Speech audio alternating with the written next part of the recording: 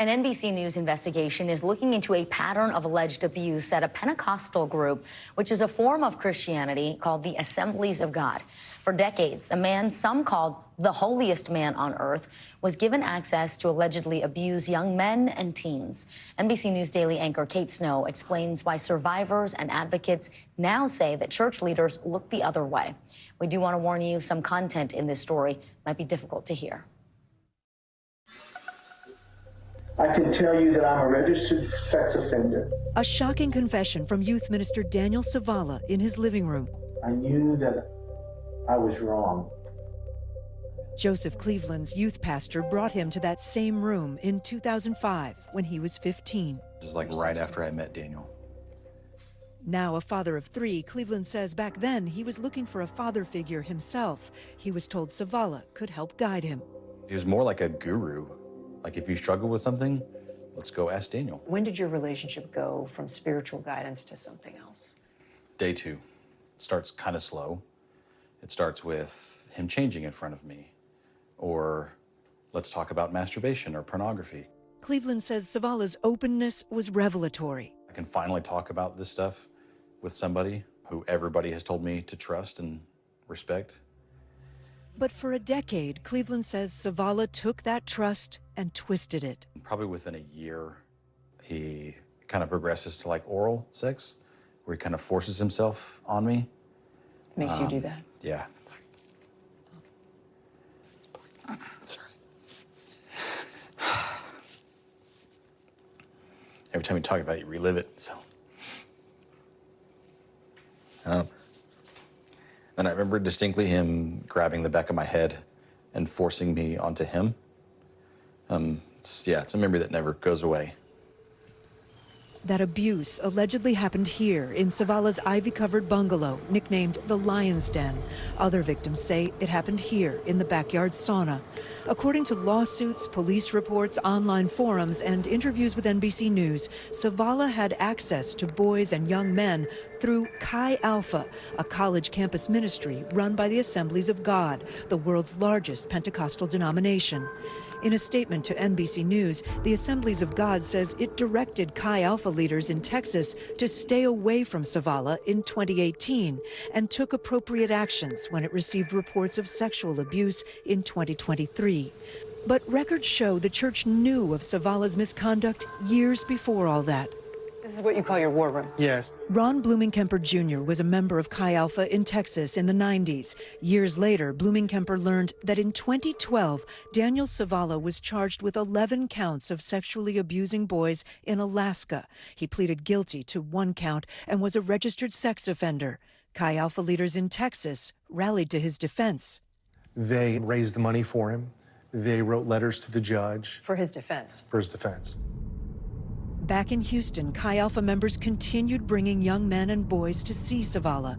Over the next decade, at least 6 people alerted the Assemblies of God that Chi Alpha was exposing young people to a sex offender.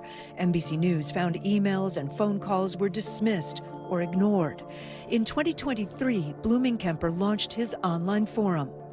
Story after story of people saying, I told, they did nothing. It was the forum that changed everything for Stephen and Jessica Holt. I call my husband and say, I think that this is Papa Daniel, and if it is, our son has been to his house. Their son, a minor we're not naming, was just 13 when he was introduced to Savala through their former church. Years after that conviction in Alaska, the Holts thought it was an honor. Daniel was Jesus, Moses, Daniel, Papa Daniel. The holiest man on earth. But they say Savala used that persona to groom victims and normalize abuse. They say 4 Chi Alpha members trained by Savala abused their boy. The guys were pulling their penises out in a circle, encouraging our son to do the same. They would put his head in their crotch and make, sexual sounds. Why do you think these men who are accused were able to abuse your son over and over again? He trusted them. And they had phrases of nudity is unity.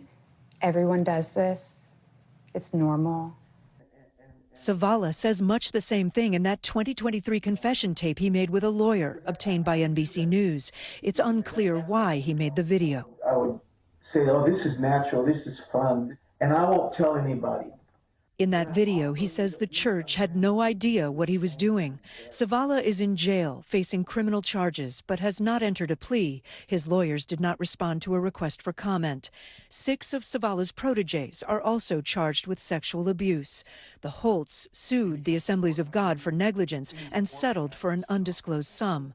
The Assemblies of God says they were heartbroken to hear allegations against Zavala and the pain his reported actions caused, saying they're doing everything we can to help. What do you want to see from the Assemblies of God now? I want to see them release all the reports and take full responsibility. We knew he was a registered sex offender and we didn't do enough, and we're sorry.